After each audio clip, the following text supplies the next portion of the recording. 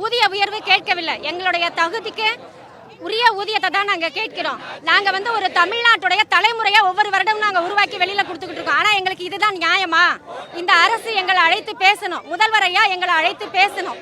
அது வரைக்கும் நாங்கள் இந்த இடத்த விட்டு நகர மாட்டோம். அவர் சொன்ன வாக்குறுதியை எங்களுக்கு நிறைவேற்றி தரணும்னு தான் இன்னைக்கு ரோட்ல உட்காந்து போராடிட்டு இருக்கோம்.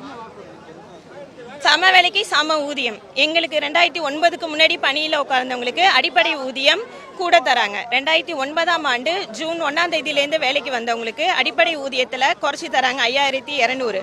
ஒரே கல்வி தகுதி, ஒரே பணியை தான் செய்கிறோம், ஒரே பள்ளியில் வேலை பார்க்குறோம். ஆனால் ஊதியம் மட்டும் எங்களுக்குள்ள இவ்வளோ வேறுபாடு இருக்குது. இதை தான் அன்னைக்கு கோரிக்கையாக வச்சிருந்தோம். முதல்வர் ஐயா செஞ்சு தரேன்னு சொன்னாங்க. இன்னைக்கு அவர் சொன்ன வாக்குறுதியை நிறைவேற்றி தர சொல்லி இன்னைக்கு ரோட்ல தொடக்கப்பள்ளி ஆசிரியர்கள் நாங்கள் போராடிட்டு இருக்கோம்.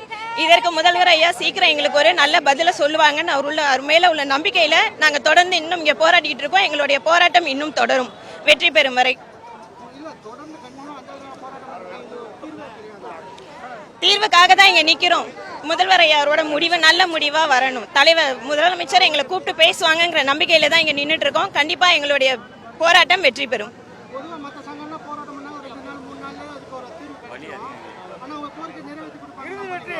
நம்பிக்கை இருக்கு. முதல்வர் ஐயா மேல இருக்கிற நம்பிக்கையினாலதான் இன்னைக்கு இங்க நிக்கிறோம். கண்டிப்பா 16 ஆண்டு காலமா இந்த போராட்டம் தொடர்ந்து நடந்துகிட்டே இருக்கு. ஒவ்வொரு தடவையும் பேச்சுவார்த்தை கூப்பிட்டு செஞ்சு தரோன்னு வாக்குறுதி கொடுக்குறாங்க. அவங்க மேல உள்ள நம்பிக்கையில தான் அந்த வாக்குறுதியை ஏற்று நாங்க போராட்டத்தை கைவிட்டுட்டு இத்தனை ஆண்டுகளா திரும்பி போயிருக்கோம். இந்த முறை எங்களுடைய போராட்டம் வெற்றி பெறும் வரை எங்களுடைய போராட்டம் தொடரும். அதற்குள்ள முதல்வர் ஐயா எங்களுக்கு ஒரு நல்ல முடிவு சொல்லுவாங்கங்கிற நம்பிக்கையில இங்க இருக்கும். முடிவு வரும் வரைக்கும் எங்களுடைய போராட்டம் தொடர்ந்து நடந்துகிட்டே இருக்கும். நன்றி. சரண்யா, புதுக்கோட்டை மாவட்டம் இடைநிலை ஆசிரியர்.